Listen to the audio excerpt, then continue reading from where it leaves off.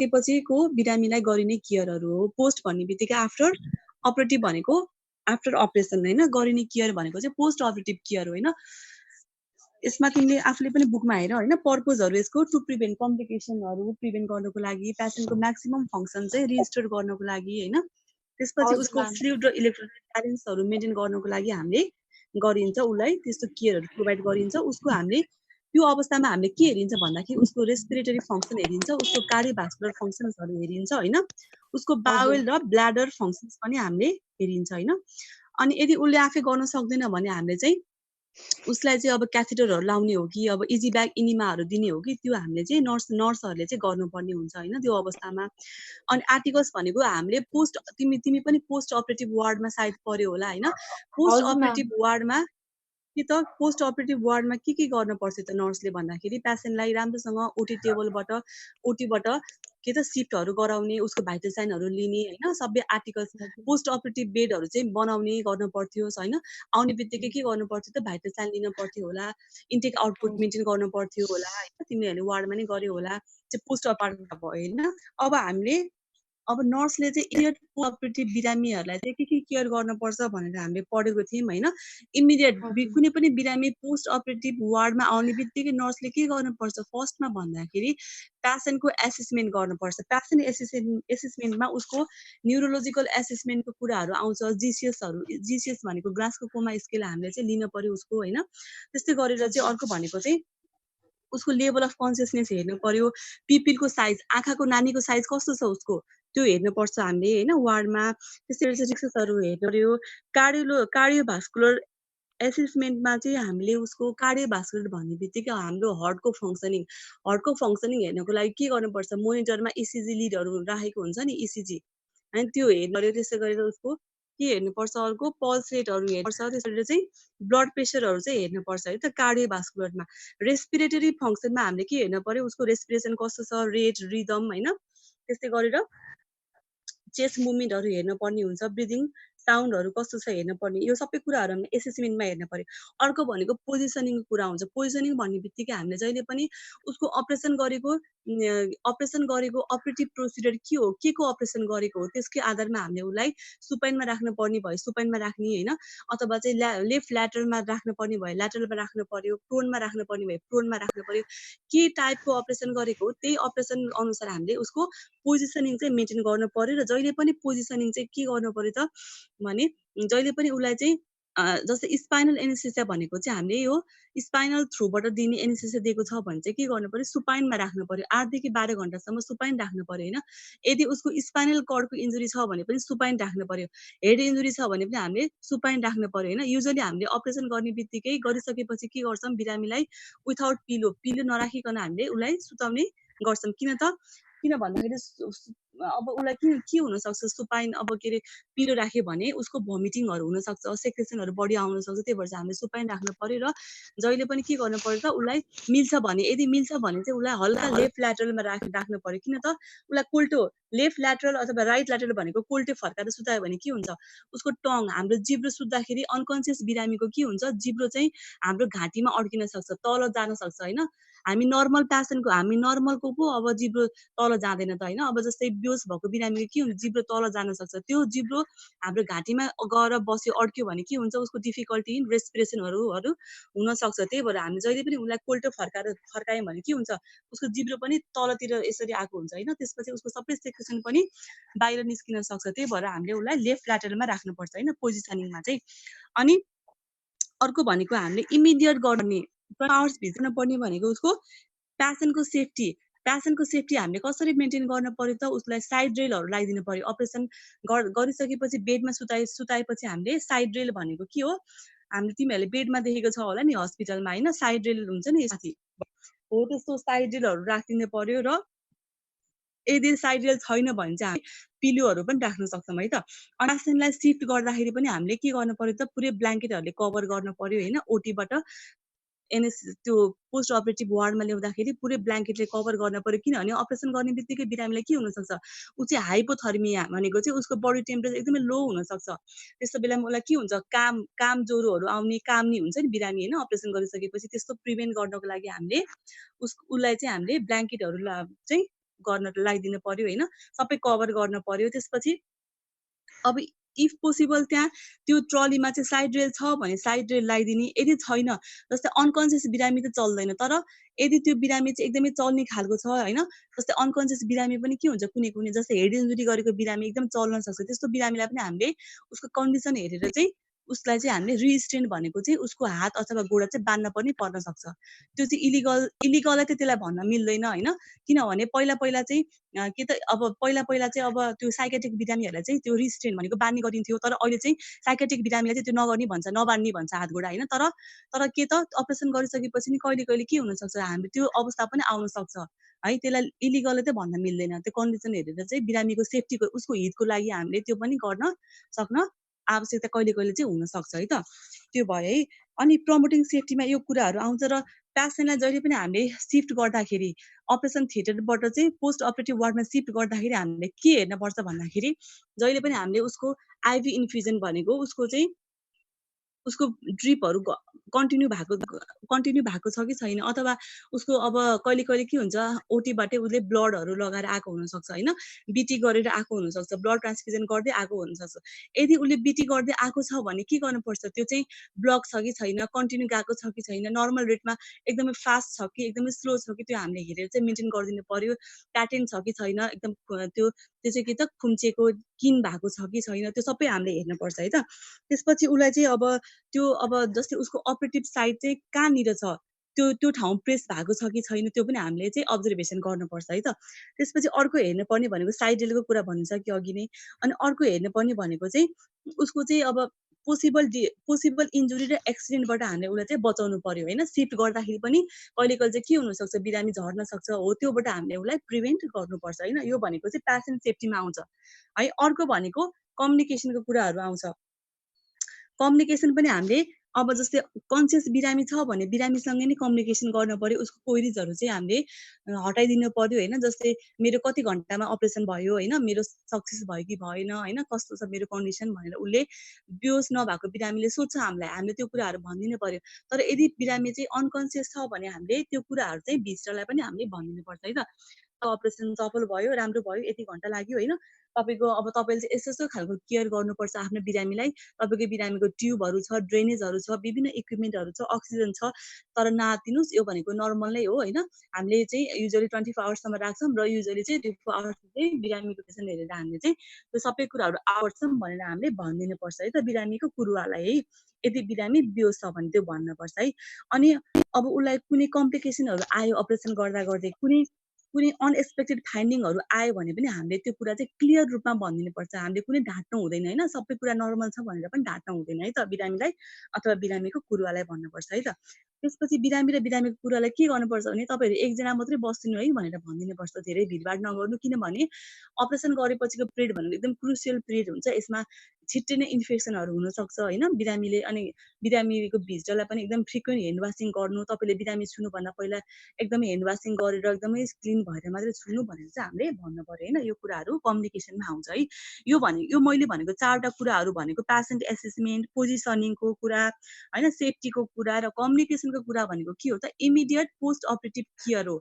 Immediate within 1-2 hours भित्र चाहिँ हामीले यो सबै कुराहरू चाहिँ मेन्टेन गरेको हुनु पर्यो हैन, पेसेन्टलाई यो प्रोभाइड गरेको हुनु पर्यो। र अर्को चाहिँ मैले के भन्न चाहन्छु भने अर्को चाहिँ post operative nursing care. Post operative nursing care भनेको चाहिँ हामीले बिरामीलाई पोस्ट अपरेटिभ वार्डमा राखिसकेपछि यो 4 वटा कुराहरू यो सबै गरिसकेपछि इमिडिएट नर्सिङ केयर गरिसकेपछि मात्र हामीले पोस्ट अपरेटिभ नर्सिङ केयर चाहिँ गर्नुपर्ने हुन्छ है त। पोस्ट अपरेटिभ नर्सिङ केयरमा हामीले फर्स्ट हेर्नुपर्ने भनेको के हो त, एयरवे, त्यसपछि के हेर्नुपर्छ, ब्रिदिङ र सर्कुलेसन चाहिँ एकदम एबिसी भनेर हुन्छ हैन। एयरवे, ब्रिदिङ र circulation is the most important for observing in post operative nursing care हैन। जस्तै हामीले एयरवेमा के हेर्नु पर्यो त, एयरवे भन्ने बित्तिकै उसको श्वास प्रश्वासको रेट हेर्नु पर्यो हैन, कतिको प्याटर्न छ हैन, उसले आफैले नर्मल तरिकाले श्वास फेरिरहेको छ कि हैन, अथवा उसलाई कुनै डिभाइसको आवश्यकता छ कि, अक्सिजनको आवश्यकता छ कि, भेन्टिलेटरको आवश्यकता छ कि, के छ त उसलाई त्यो आवश्यक, त्यो हामीले हेर्नु पर्यो हैन। त्यसपछि यदि नर्मल छ भने चाहिँ उसको यो श्वास प्रश्वासको एयरवेको हामीले चाहिँ एकदम प्याटर्न राखिदिनु पर्यो हैन। जस्तै सुपाइन छ भने हामीले के गर्नु पर्यो त, अब अघि नै भनिसकेपछि यदि सुपाइन राखेको छ भने त्यो बिरामी चाहिँ अनकन्सियस छ भने सकिङ हुनसक्छ हो। त्यो प्रिभेन्ट गर्नको लागि हामीले उसलाई टङ डिप्रेसर भनेर हुन्छ होइन। हरेक वार्डमा हरेक चाहिँ पोस्ट अपरेटिभ वार्डमा इमर्जेन्सीमा हरेक ठाउँमा चाहिँ टङ डिप्रेसर हुन्छ। त्यो काठको हुन्छ, स्प्याचुला पनि भन्छ त्यसलाई। त्यो टङ डिप्रेसर हामीले उसको टङमा यसरी दबाएर राख्न सक्छौँ। त्यो राख्यौँ भने उसको चाहिँ टङ चाहिँ के हुन्छ, के हुन पाउँदैन, तल थ्रोटतिर जान पाउँदैन र उसलाई डिफिकल्टी इन रेस्पिरेसन पनि हुँदैन होइन। त्यही भएर त्यो टङ डिप्रेसन हामीले राखिदिनु पर्छ। अनि यदि त्यो छैन अथवा पेसेन्टलाई चाहिँ के त अब ल्याटरल पोजिसनमा राख्न मिल्छ होइन, कोल्टे फर्काएर राख्न मिल्छ भने हामीले चाहिँ हल्का चाहिँ ल्याटरल पोजिसनमा पनि राखिदिनु पर्छ होइन। तर इन्सिजन गरेको साइडभन्दा फरक साइडमा चाहिँ जहिले पनि राख्नुपर्छ। जस्तै लेफ्ट साइडमा अपरेसन गरेको छ, लेफ्ट साइडमा नै हामीले चाहिँ बिरामीलाई कोल्टे फर्काएर सुताउन मिल्दैन होइन। यो कुरामा ध्यान दिनुपर्छ। अनि उसको भमिटहरू भएको छ कि छैन, यदि भमिट इनकेस भमिट भयो भने पनि हामीले उसको के गर्नुपर्छ, ल्याटरल पोजिसनमा राखेर सबै चाहिँ सक्सनिङहरू गरिदिनुपर्छ। एकदमै धेरै सेक्रेसन धेरै थुकहरू छ थ्रोटमा होइन, त्यो छ भने पनि हामीले सक्सनिङहरू चाहिँ गर्नुपर्छ है त। त्यो चाहिँ यरोवेमा आउँछ है। अनि अर्को ब्रिदिङमा हामीले हेर्नुपर्ने भनेको के हो त, ब्रिदिङको प्याटर्न कस्तो छ उसको, त्यो हेर्नको लागि हामीले चेस्टको मुभमेन्ट हेर्नु पर्यो फर्स्टमा भनेको त होइन। अब एउटा चेस्ट तल अर्को माथि छ भने पनि त्यो भनेको इक्वल ब्रिदिङ भएन होइन, सिमेट्रिकल भएन, एसिमेट्रिकल। सिमेट्रिकल भनेको समान ब्रिदिङ होइन, रेगुलर ब्रिदिङ। एसिमेट्रिकल भनेको चाहिँ इरेगुलर ब्रिदिङ भनेर बुझ्छौँ। त्यो हामीले उसको चेस्ट मुभमेन्ट हेरेर पनि थाहा पाउन सकिन्छ है।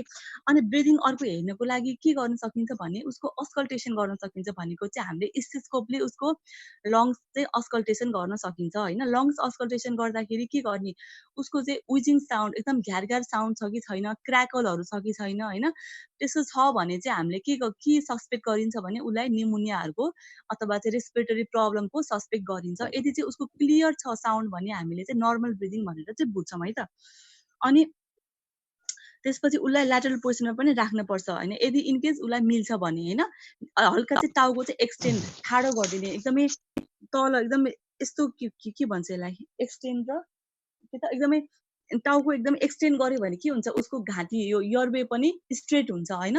त्यही भएर यरवे स्ट्रेट गर्नको लागि हामीले के गर्नु पर्यो, नेक एक्सटेन्ड गर्नु पर्यो र ल्याटरल पोजिसनमा राख्नु पर्यो। र उसको हातमा चाहिँ के गर्नु पर्यो, पिलोहरू पनि राखिदिनु पर्छ है त। कोल्टे फर्किँदाखेरि पिलो राख्यो भने उसलाई रेस्पिरेसन गर्न सजिलो भयो होइन, त्यो गर्नु पर्यो है। त्यसपछि उसलाई यदि कन्सियस छ, अब अनकन्सियस बिरामीलाई चाहिँ हामीले यसरी ल्याटरल पोजिसनमा राखिदिनु पर्यो, टाउको एक्सटेन्ड गराएर राख्ने। तर सबै बिरामी त बियोस हुन्छ भन्ने छैन नि त होइन, कुनै बिरामी त बियोस पनि हुँदैन नि त अपरेसन गरिसकेपछि हो। त्यस्तो बियोस नभएको बिरामीलाई हामीले के गर्नु पर्यो भन्दाखेरि डिप ब्रिदिङ एन्ड कमिङ एक्सर्साइजलाई हामीले इन्गेज गर्नु पर्यो। डिप ब्रिदिङ एक्सर्साइज हामीले आफूले गरेदेखि त्यसपछि हामी बिस्तारै उठाएर बसेर चाहिँ अपराइट पोजिसन बसाएर कुनै कुराको पिल्लोहरूको सपोर्ट पछाडि ढाडमा ब्याकमा सपोर्ट गरेर चाहिँ बिस्तारै उसलाई चाहिँ एकदम इन्हेल बिस्तारै चाहिँ गहिरो सास लिनु भन्ने, होल्ड गर्ने सास 2 to 3 सेकेन्डसम्म। त्यसपछि त्यो गर्दै जाने र लास्टमा चाहिँ कफ गर्ने, बेसरी हल्का कफ गर्ने होइन, उनलाई सपोर्ट गरेर कफ गर्ने। त्यो भनेको चाहिँ डिप ब्रिदिङ एन्ड कफिङ, गहिरो सास लिने र छोड्ने प्रक्रिया भनेको चाहिँ डिप ब्रिदिङ एन्ड कफिङ एक्सर्साइजको लागि हामीले चाहिँ उसलाई चाहिँ इन्करेज गर्नु पर्यो। र यदि चाहिँ त्यो उसलाई गर्न गाह्रो छ भने चाहिँ त्यो पनि नगर्ने होइन, अथवा उसलाई चाहिँ एम्बुलेसनहरू पनि गर्नु पर्यो। एम्बुलेसन गर्यो भने पनि के हुन्छ, उसको सबै सेक्रेसनहरू चाहिँ के हुन्छ, तल जान्छ होइन, बुझ्यौ। अनि अर्को हामीले गर्ने भनेको चाहिँ स्पाइरोमेट्री एक्सर्साइज भनेको चाहिँ के त, एउटा सानो एउटा 3टा त्यो बल भएको हुन्छ होइन, त्यो 3टा बलको एक्सर्साइज गर्यो भने पनि के हो त, मुखमा त्यो राखेर के त पहिला गहिरो सास लिएर छोड्ने, त्यो गर्यो भने पनि उसको लङ्स चाहिँ एक्सपान्ड हुन्छ र राम्रोसँग उसले अक्सिजन चाहिँ लिन सक्छ। त्यो भनेको स्पाइरोमेट्री एक्सर्साइज पनि हो है त, त्यो गर्न सकिन्छ है। अनि अर्को छ, पेसेन्टलाई चाहिँ एभ्री 1 to 2 आवर्समा चाहिँ हामीले पोजिसनिङ चेन्ज गर्नुपर्छ होइन। एकदमै सुपाइनमा मात्र राखिरहेको छ भने पनि उसको लङ्समा के हो, उसको फोक्सोमा लङ्समा चाहिँ सबै फ्लुइडहरू सबै सेक्रेसन एकुमुलेसन भएर त्यहाँ जम्मा भएर बस्छ है। त्यो बसिसकेपछि उसलाई के हुन्छ, घ्यार हुने, सास फेर्न गाह्रो हुने हुन्छ। त्यही भएर हामीले चाहिँ उसलाई ओल्टाइ फर्काइ गऱ्यौँ भने के हुन्छ, त्यो सेक्रेसन चाहिँ के हुन्छ, आफै चाहिँ हराएर बाहिर निस्किन सक्छ अथवा कफको थ्रुबाट चाहिँ बाहिर आउन सक्छ, त्यहाँ जम्मा भएर बस्न पाउँदैन। त्यही भएर हामीले 1 to 2 आवर्समा चाहिँ राम्रोसँग पोजिसनिङ चाहिँ चेन्ज गरिदिनु पर्छ हैन। अर्को चाहिँ ह्युमिडिफाइड अक्सिजन लगाउनु पर्छ। ह्युमिडिफाइड अक्सिजन भनेको के हो भन्दाखेरि तिमीहरूले त्यो अक्सिजनको त्यो सिलिन्डरको तलपट्टि त्यहाँ लेबल गरेको हुन्छ, त्यसमा हामीले पानी अथवा एनएसहरू अथवा डिस्टिल वाटर, एनएस त नभनौँ, डिस्टिल वाटर चाहिँ हामीले राख्छौँ हैन, पानी अथवा डिस्टिल वाटर हो त्यो राख्छौँ। त्यो राख्दाखेरि त्यो भनेको ह्युमिडिफाइड भनेको चाहिँ त्यसमा चाहिँ मोइस्चर हुन्छ। अब अक्सिजन निरन्तर लाउनु पर्ने बिरामीलाई त के हुन सक्छ, त्यो त्यो त्यो लेबल गरेको सानो एउटा बट्टामा हामीले चाहिँ हैन त्यो पानी राखेन भने के हुन्छ, उसलाई ड्राई हुन सक्छ, त्यो रेस्पिरेटरी प्याटर्न चाहिँ ड्राई हुन सक्छ हैन। त्यही भएर चाहिँ हामीले त्यहाँ ह्युमिडिफाइड त्यहाँ पानी राख्दियौँ भने के हुन्छ, उसको मोइस्ट हुन्छ र उसलाई ब्रिदिङ गर्न सजिलो हुन्छ। सबैले देखेको छ हैन, अक्सिजनको तलपट्टि लेबल गरेको हुन्छ नि एउटा हैन। त्यसमा हामीले के गर्छौँ, पानी सकिन लाग्यो भने पानी थपिदिन्छौँ हैन। त्यो चाहिँ एकदमै ओइल मेन्टेन भएको हुनुपर्छ, त्यसमा पानी नै भएको हाफ जति पानी भएको चाहिँ हुनुपर्छ है त। अर्को चाहिँ हामीले हेर्नुपर्ने भनेको अघि नै भनिसकेँ, एयरवे हेर्नु पर्यो, ब्रिदिङको मैले भनिसकेँ। अब लास्टमा भनेको सर्कुलेसन हेर्नुपर्छ है। एबिसी भनेको most important in the post operative nursing care है। अनि अब सर्कुलेसनमा हामीले के हेर्नु पर्यो त, सर्कुलेटरी प्याटर्न भन्ने बित्तिकै के सम्झिनु पर्यो भने के हुन्छ, भाइटल साइनको कुरा आउँछ सर्कुलेसनमा चाहिँ हैन। जस्तै यसमा चाहिँ के आउँछ भने भाइटल साइनको कुरामा टेम्परेचरको कुरा आउँछ, इम्पोर्टेन्ट टेम्परेचर, पल्सहरू, रेस्पिरेसनको कुरा आउँछ हैन, blood pressure, oxygen saturation, pain रेटिङको कुराहरू आउँछ हैन यसमा। अब यसमा हामीले सुरुमा जहिले पनि बिरामीलाई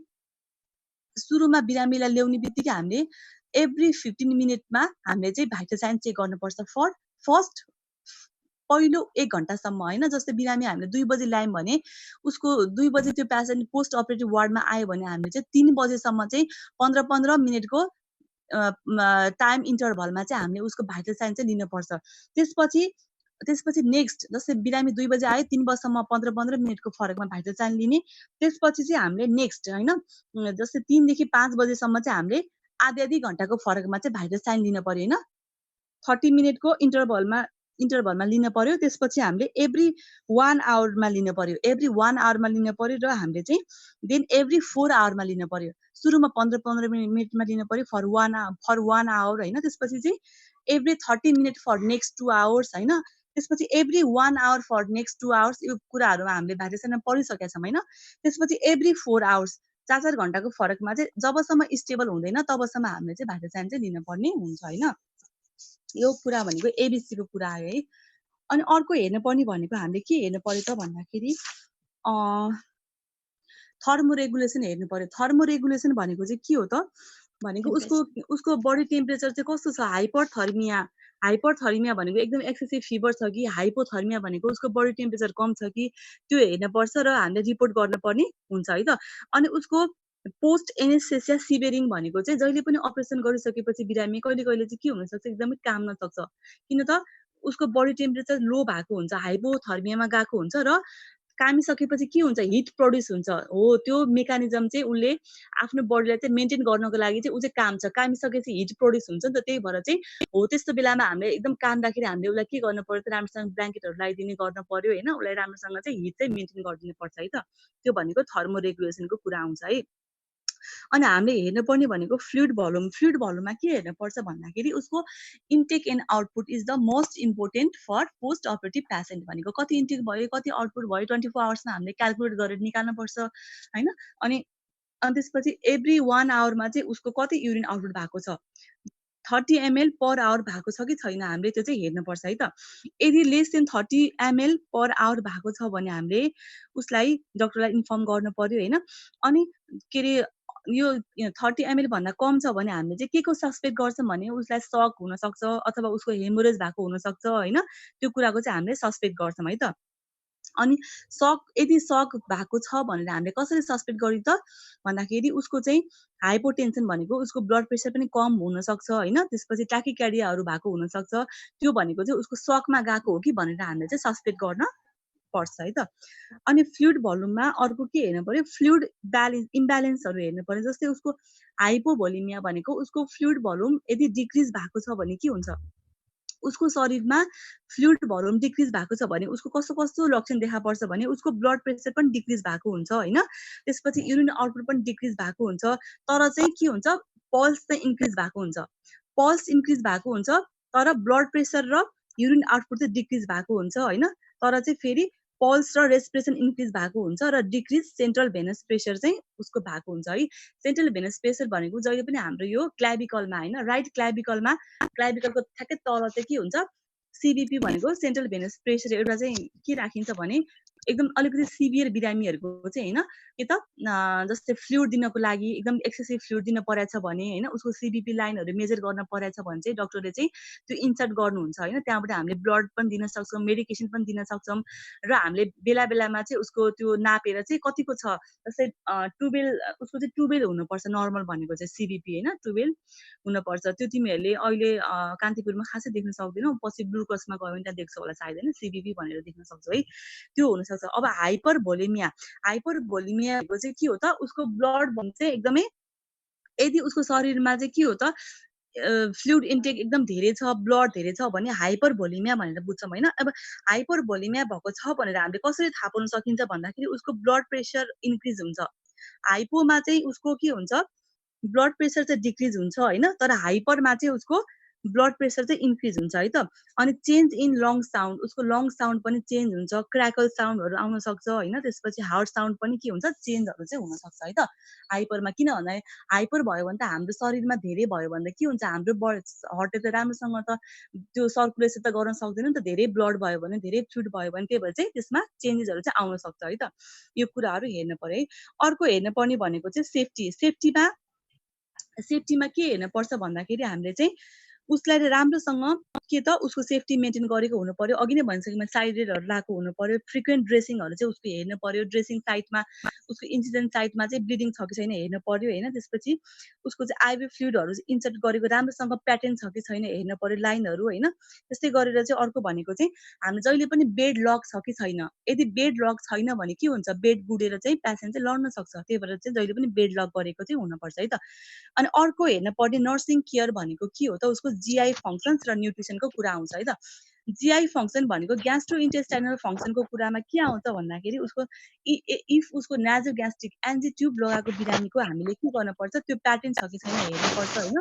त्यसपछि उसको ड्रेनेजहरू के छ, जस्तै कसैको चाहिँ त्यो ओपन ड्रेनेज पनि हुनसक्छ भनेको चाहिँ पेटमा, अब पेटमा भएको कुनै पनि फ्लुइडहरू बाहिर निकाल्नलाई के गर्छ, एन्जी ट्युबबाट अर्को ट्युब जोडेर चाहिँ के गर्छ, त्यहाँ चाहिँ राखेको, बेडको साइडमा राखेको हुन्छ हैन। त्यो छ भने कतिको ड्रेनेज भएको छ, एन्जिट्युब फिडिङ, एन्जिट्युब फिडिङ त हामीले गर्न मिलेन अहिले, 24 आवर्स पछि मात्रै फिडिङ गर्ने हो हैन, बिरामीको चाहिँ अपरेसन गरिसकेपछि।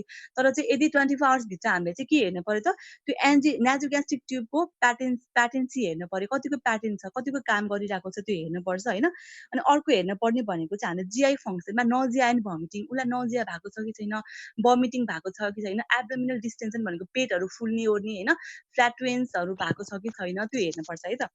अनि उसको फ्रिक्वेन्ट ओरल केयर गर्नुपर्छ, जहिले पनि हामी 24 आवर्ससम्म उसको ओरल केयर चाहिँ गरिराख्नुपर्छ। किन भन्दाखेरि उसको ओरल केयर गरेन भने के हुन्छ, उसको एकदम ड्राइनेसहरू आउन सक्छ, एकदमै टेस्टहरू पनि ब्याड आउन सक्छ, त्यही भएर चाहिँ हामीले ओरल केयर गर्नु पर्यो हैन। अनि अर्को भनेको चाहिँ हामीले के गर्नु पर्छ, डाइटरी ह्याबिट चाहिँ अब हामीले मेन्टेन गर्नु पर्यो। कसरी गर्नु पर्यो त भन्दाखेरि यदि उसलाई फ्ल्याटस आयो भने उसको एब्डोमिनलको पेरिस्टाल्सिस मुभमेन्ट भनेको चाहिँ उसको एब्डोमिनको मुभमेन्टहरू नर्मल छ भने हैन, साउन्ड नर्मल छ भने त्यो चाहिँ हामीले अस्कल्टेसन गरेर सुन्न पर्यो हैन। यदि त्यो नर्मल छ भने चाहिँ हामीले उसलाई आफ्टर 24 आवर्स पछि अथवा चाहिँ उसको कन्डिसन हेरेर, अब सिम्पल सर्जरी छ भने त हामीले 8 घण्टापछि पनि खुवाउन मिल्यो हैन। तर एकदम सिभियर एकदमै मेजर अपरेसन छ भने चाहिँ 24 आवर्स पछि खुवाउनु पर्यो हैन।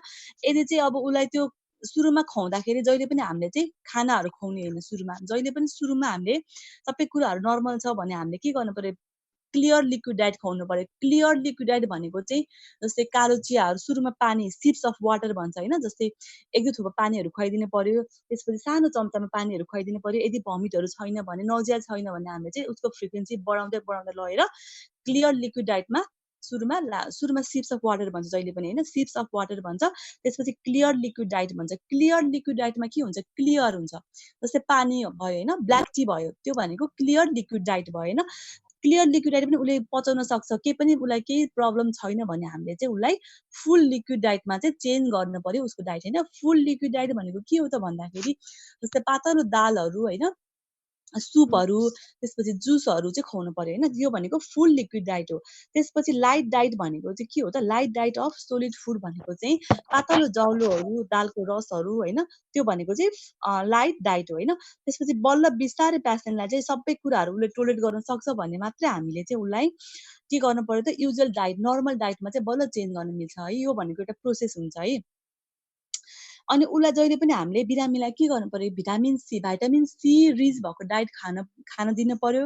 र उसलाई चाहिँ हामीले अर्को भनेको प्रोटिन भएको धेरै खानेकुरा खान भन्नु पर्यो। किन भन्दाखेरि प्रोटिनको काम भनेको के हो, हाम्रो बडीको टिस्युहरू रिपेयर गर्ने, मेन्टेन गर्ने काम गर्छ प्रोटिनले। भाइटामिन सीले पनि के गर्छ भन्दाखेरि हाम्रो वुन्डहरू चाँडै हिलिङ गराउँछ, चाँडै सन्चो गराउन हेल्प गर्छ। त्यही भएर भाइटामिन सीमा के हुन्छ, कागतीहरू पर्छ होइन, अमिलो कुराहरू, फ्रुट्सहरू भयो। त्यसै प्रोटिनमा के हुन्छ, गेडागुडीहरू। त्यो भएर डक्टरले के भन्छ, माछा मासु खानु भन्छ होइन। त्यसपछि दिनको एउटा अन्डा खानु भन्छ, त्यसपछि गेडागुडी खानु, दाल खानु भन्छ। त्यही भएर हामीले प्रोटिन र भाइटामिन सी भएको डाइट चाहिँ हामीले खानको लागि इन्करेज गर्नु पर्यो होइन। त्यसपछि उसलाई उसको उसको इटिङ ह्याबिट चाहिँ राम्रोसँग उ गर्नको लागि हामीले चाहिँ के त, एकदम जस्तै एकदम वार्डमा एकदम गनाउने छ, फोहोर छ भने पनि हामीले चाहिँ त्यो हटाइदिनु पर्यो। र उसलाई चाहिँ स्मल फ्रिक्वेन्ट डाइट चाहिँ हामीले खुवाइदिनु पर्यो, जुन चाहिँ एकदमै चिल्लोहरू बिना होइन, एकदम पिरो अमिलो बिना चाहिँ हामीले खुवाउनु पर्यो है त।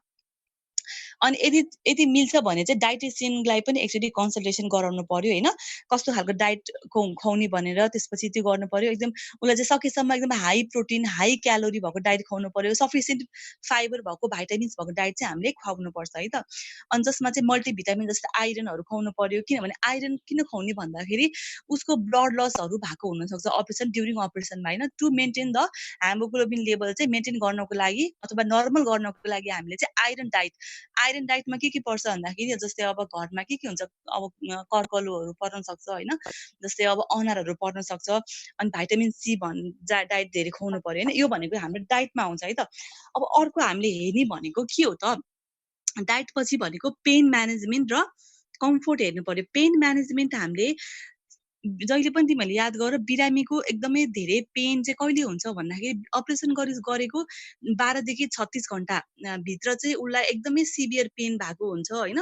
त्यसपछि उसको यो यो यो 12 देखि 36 घण्टाको पिरियडमा सिभियर पेन भएको हुन्छ र उसलाई बिस्तारै 2 देखि 3 दिनपछि मात्रै बिस्तारै पेन चाहिँ उसको डिक्रिज भएको हुन्छ। त्यही भएर यो ड्युरेसनमा हामीले चाहिँ पेनको एनाल्जेसियाहरू दिनुपर्छ होइन। अब यसको विभिन्न नेमहरू छ। अब डक्टरले पनि पिआरएन इफ नेसेसरी, यदि आवश्यकता पर्यो भने चाहिँ पिआरएन भनेर एउटा मेडिसिन छुटाउनु भएको हुन्छ। जस्तै मोर्फिनहरू, फेनार्गन भयो होइन, त्यस्तो कुराहरू भयो। त्यो कुराहरू हामीले दिनु पर्यो होइन। अनि अर्को हामीले गर्नुपर्ने भनेको चाहिँ उसको जहिले पनि उसलाई चाहिँ हामीले कम्फर्टेबल पोजिसनिङले पनि उसलाई कति पेनहरू चाहिँ रिलिफ गर्न सकिन्छ है त, त्यो गर्नु पर्यो है। अनि अर्को हामीले हेर्ने भनेको चाहिँ ड्रेनेज भनेको चाहिँ के हो त, ड्रेनेज भनेको चाहिँ एउटा के हो, जस्तै आइबी के अरे फोलिसहरू पनि ड्रेनेज हो होइन। फोलिस भयो, त्यसपछि एन्जिट्युबहरू भयो, त्यो कुराहरू सबै। अनि ड्रेसिङहरू भयो होइन। अब ड्रेसिङमा हामीले के हेर्नु पर्यो त, उसको ड्रेसिङ चाहिँ अब स्टेराइल छ कि छैन त्यो हेर्नु पर्यो, त्यो मेन्टेन गर्नु पर्यो होइन। अनि त्यसपछि ब्लिडिङहरू छ कि छैन त्यो हेर्नु पर्यो होइन। जहिले पनि पहिलो ड्रेसिङ चाहिँ डक्टरले गर्नुहुन्छ र त्यसपछि मात्रै हामीले अर्को सेकेन्ड डेबाट हामीले ड्रेसिङ गर्नुपर्छ है त। अनि अब टाइम सकिन लाग्छ, 10 मिनट छ है त। अब जति भ्याउँछ है। अनि अर्को भनेको हामीले हेर्ने भनेको चाहिँ नर्सले हेर्ने भनेको के हो त, स्किन इन्टिग्रिटी हेर्नु पर्यो है त। अब स्किन इन्टिग्रिटीमा के हेर्नु पर्यो त भन्दाखेरि उसको स्किनको कलर कस्तो छ, स्किन कलर, त्यसपछि ड्रेसिङहरू हेर्नु पर्यो होइन। प्रोपर वुन्ड केयरहरू गर्नु पर्यो। अब यदि अब एकदमै लामो समयसम्म बिरामी सुतिरहेको छ भने हामीले अब ब्याक केयरहरू गरिदिनु पर्यो होइन, ओइल मसाज गरिदिनु पर्यो। त्यसपछि जहिले पनि बिरामीलाई छुनुभन्दा अगाडि के गर्नु पर्यो त भन्दाखेरि राम्रोसँग ह्यान्ड वासिङहरू गर्नु पर्यो। र पेसेन्टलाई जहिले पनि स्किन इन्टिग्रिटी भनेको उसको स्किन चाहिँ एकदमै विथआउट क्र्याकल्स होइन, सफ्ट राख्नको लागि हामीले जहिले पनि उसलाई चाहिँ पोजिसनिङहरू गर्नु पर्यो। 1 देखि 2 घण्टाको एभ्री 1 देखि 2 आवर्समा चाहिँ हामीले पोजिसनिङहरू चाहिँ गरिदिनु पर्छ है त उसलाई। त्यो कुराहरू आउँछ है। अनि अर्को भनेको चाहिँ उसलाई चाहिँ उसको चाहिँ बडी एलाइनमेन्ट चाहिँ हामीले चाहिँ मेन्टेन गर्न पर्यो। अब जस्तै बेडसिटहरू पनि एकदमै अब कहिले कहिले चाहिँ एकदमै क्र्याकल्सहरू भएको हुनसक्छ नि त होइन। त्यो भएको छ भने पनि बेडसिट मिलेको छैन, तनक्क भएको छैन भने पनि के हुनसक्छ, उसको चाहिँ पछाडि चाहिँ घाउहरू हुन सक्ने होइन, त्यस्तो हुने चान्स हुन्छ। त्यही भएर हामीले चाहिँ राम्रोसँग चाहिँ बेडसिट पनि हामीले मिलाउनु पर्यो, चेन्जहरू चाहिँ गरिदिनुपर्छ है त। अनि अर्को भनेको चाहिँ एसेसिङ एन्ड म्यानेजिङ भोलुन्टरी भोइडिङ। उसको भोइडिङ प्याटर्नहरू चाहिँ पनि हेर्नु पर्यो। जस्तै उसले चाहिँ जस्तै अब क्याथेटर छ भने चाहिँ उसको क्याथेटरबाट चाहिँ हरेक 1 आवरमा 30 ml पर आवर युरिन चाहिँ पास भएकै हुनुपर्छ। त्यही भएर चाहिँ एभ्री आवरले युरिन एसेसमेन्ट गरेको हुन्छ होइन, पोस्ट अपरेटिभ वार्डमा अथवा आइसियुमा है। एभ्री 1-1 घन्टामा त्यहाँको दिदीहरूले पिसाबहरू चाहिँ बिरामीको फाल्नु भएको हुन्छ र हामीले चाहिँ रेकर्ड गर्न पर्यो है त। अनि पेसेन्ट यदि चाहिँ उसले अब अपरेसन गरेको 8 घन्टाभित्रसम्म पनि उसले भोइडिङ गरेको छैन अथवा युरिन पास गरेको छैन भने हामीले त्यो भनेको डक्टरलाई इन्फर्म गरिहाल्नु पर्यो है त। अनि अब जस्तै अब नर्मल जस्तै कुनै नर्मल बिरामीको त अब क्याथेटर त हुँदैन। अनि त्यही भएर उसले चाहिँ यदि युरिन पास गर्न सकेन भने हामीले के गर्नु पर्छ भने उसलाई इन्करेज गर्नु पर्यो होइन। सुरुमै हामीले क्याथेटर लगाइदिने होइन कि, सुरुमा इन्करेज गर्नुपर्छ। जस्तै बाथरुममा गएर होइन धारो खोल्ने, धारो ट्याप खोल्ने कि बाथरुममा गएर ट्याप खोल्ने र आफूलाई के हुनसक्छ त्यो गर्दाखेरि पनि आफूलाई चाहिँ सेन्सेसन आउन सक्छ, पिसाब लाग्न सक्छ। त्यसपछि हाम्रो यो प्राइभेट पार्टमा चाहिँ अलिकति हिट प्रोभाइड गर्ने होइन, मसाजहरू गर्ने। त्यसपछि यो हाम्रो ठ्याक्कै सुप्रा प्युबिक भनेको चाहिँ यो माथि तल्लो पेटमा पनि अलिकति मसाजहरू गर्यो भने पनि के हुनसक्छ, युरिन पास चाहिँ हुनसक्छ है त। अनि त्यसपछि उसलाई चाहिँ अर्को भनेको चाहिँ अब इन्करेज एक्टिभिटी। अब एक्टिभिटीमा कसरी हामीले इन्करेज गर्ने भन्दाखेरि के अरे अपरेसन गरिसकेपछि 24 आवर्स पछि चाहिँ सकेसम्म अर्ली एम्बुलेसन गर्ने भनेर भन्छ है त। अर्ली एम्बुलेसन गर्यो भने के हुन्छ, उसको ब्लड सर्कुलेसन राम्रोसँग चाहिँ सञ्चालन हुनसक्छ। त्यसपछि चाहिँ उसको के हुनसक्छ, के अरे उसको चाहिँ रेस्पिरेसन जस्तै सुतिरहेको भन्दा उठ्दाखेरि के हुन्छ, उसको रेस्पिरेटरी प्याटर्न पनि राम्रोसँग चाहिँ प्याटर्न हुनसक्छ। त्यसपछि उसको सेक्रेसन पनि कम हुन्छ होइन। त्यो भनेको त्यही भएर चाहिँ हामीले जहिले पनि एम्बुलेसन गर्नु भनेर भन्नुपर्छ है त। अनि अर्को भनेको चाहिँ अर्ली एम्बुलेसन गर्नु पर्यो, अर्ली मोबिलिटी गर्नु पर्यो है त। अनि बेडमा पनि के त एक्टिभ एन्ड प्यासिभ एक्सर्साइजहरू चाहिँ गर्न सकिन्छ है त। अनि जहिले पनि उठ्दाखेरि एकदमै बेसरी उठ्ने होइन, के गर्नु पर्छ, सुरुमा पोल्टे फर्केर अर्को राइट ह्यान्डले सपोर्ट गरेर बिस्तारै लेग चाहिँ तल बेडमा तल राखेर मात्रै उठ्नु पर्यो है त। जहिले पनि सपोर्ट गर्नु पर्यो है। त्यसपछि अर्को हामीले गर्ने भनेको यदि कुनै बिरामीहरूलाई चाहिँ स्टकिङ पनि लाउनुपर्छ। स्टकिङ भनेको चाहिँ हाम्रो लेगमा है ठ्याक्कै यो नी भन्दा तल चाहिँ लाउनुपर्छ होइन। किन त कसैलाई चाहिँ इम्बोलिजमहरू हुनसक्छ के भनेको चाहिँ त्यो एरियामा चाहिँ थ्रोम्बोसिसहरू चाहिँ हुन सक्ने हुन्छ। त्यही भएर चाहिँ हामीले उसलाई इम्बोलिजम प्रिभेन्ट गर्नको लागि होइन, त्यसको लागि चाहिँ स्टकिङ भनेर चाहिँ लगाइदिनुपर्छ है त, टु प्रिभेन्ट एन्टी इम्बोलिजम है त। अनि अर्को हामीले हेर्नुपर्ने भनेको के हो त, मेन भनेको ऊ बस्दाखेरि उठ्दाखेरि उसले सपोर्ट कतिको गरेको छ, कफिङ खोक्दाखेरि त्यो घाउलाई, त्यो अपरेसन गरेको ठाउँलाई सपोर्ट गरेको छ कि छैन होइन, हाछ्यु गर्दाखेरि बोल्दाखेरि होइन, त्यो कुराहरू हामीले चाहिँ हेर्नु पर्यो है त। अनि एकदम लामो समयसम्म एकदम उभिने हिँड्ने पनि गर्न मिलेन, एकदम सर्ट टाइमसम्म वाकिङहरू गर्नको लागि इन्करेज गर्नुपर्छ हामीले होइन। त्यो कुराहरू आउँछ। अनि अर्को हामीले हेर्ने भनेको चाहिँ उसको प्रमोट वुन्ड हिलिङ। अब वुन्ड हिलिङमा हामीले 24 देखि 72 घण्टासम्म एकदमै उसको क्रिटिकल पिरियड हो वुन्ड हिलिङको चाहिँ होइन। यो पिरियडमा चाहिँ यदि इन्फेक्सन भएन भने चाहिँ पछि गएर इन्फेक्सन हुने चान्स एकदमै कम हुन्छ है त। त्यही भएर चाहिँ हामीले जहिले पनि उसको चाहिँ एकदमै राम्रोसँग ड्रेसिङहरू गरिदिने, स्टेराइल तरिकाले ड्रेसिङ गरिदिने गर्नुपर्छ है त। त्यसपछि के गर्नुपर्छ, उसको सुचर रिमुभ चाहिँ कहिले हुन्छ त, 7 दिनपछि। अपरेसन गरेको 7 दिनपछि उसको सुचर रिमुभ, टाँका खोल्ने भन्छ नि होइन, टाँका खोल्ने चाहिँ 7 दिनपछि चाहिँ युजली हामीले चाहिँ रिमुभ गर्छौँ है त। यो कुराहरू भनेको वुन्ड हिलिङमा आउँछ है। अनि कहिले पनि के त अपरेसन गरेको 3 महिनासम्म एकदमै धेरै गरुङको सामानहरू नउचाल्ने होइन, हेभी एक्सर्साइज नगर्ने। त्यसपछि के त एकदमै मेडिकेसन टाइममै खाने भन्छ होइन। त्यसै गरेर अर्को भनेको चाहिँ हामीले लास्टमा पेसेन्ट केयर टिचिङमा के भन्नु पर्यो त भन्दाखेरि, पेसेन्टलाई घर गइसकेपछि फलोअपमा आउनु होइन, यदि इन्फेक्सनहरूको साइन देखियो भने घाउ चिलाउने होइन, एकदम रगत आउने, त्यस्तो पिपहरू बग्ने भयो भने चाहिँ तुरुन्त हस्पिटल आउनु भनेर भन्नु पर्यो। डाइटको बारेमा भनिदिनु पर्यो होइन, हाई प्रोटिन डाइट, के त high multivitamin, high calcium, high iron diet खाने भनेर भन्नु पर्यो। र उसलाई चाहिँ डक्टरको इन्स्ट्रक्सन अनुसार चाहिँ 1 हप्तापछि फलोअपमा आउनु भनेर चाहिँ हामीले भन्नुपर्छ। यो भनेको चाहिँ सबै भनेको पोस्ट अपरेटिभ केयर हो है त। आफ्टर बुझ्यो पुष्पिता? सबैले बुझेको छ होइन सुस्ता? होइन यो भनेको पोस्ट अपरेटिभ केयर भनेको के गरिन्छ तिमीहरूले एकदमै इजी छ, धेरै नसोच तिमीहरूले। इक्जाममा सोध्ने भनेको post operative care nursing care कसरी गरिने अथवा चाहिँ प्री अपरेटिभ नर्सिङ केयर कसरी गर्न सकिन्छ भनेर सोध्छ। एकदम इम्पोर्टेन्ट छ, एक कुरामा मात्रै ध्यान दियो तिमीले त। यो अरू क्वेसन खासै इम्पोर्टेन्ट छैन मेरो विचारमा है। अनि आफूले पनि अब जस्तै स्पाइरोमेट्री भनेको के हो भनेर आफूले पनि हेर्ने बुकमा है, कस्तो खालको हो त यो स्पाइरोमेट्री भनेको होइन। जस्तै डिप ब्रिदिङ एन्ड कफिङ भनेको हामीले कसरी गर्न सकिन्छ बुकमा पनि छ यो है, त्यो हेर्न सक्छौ तिमीहरूले। आफूले पनि अलिकति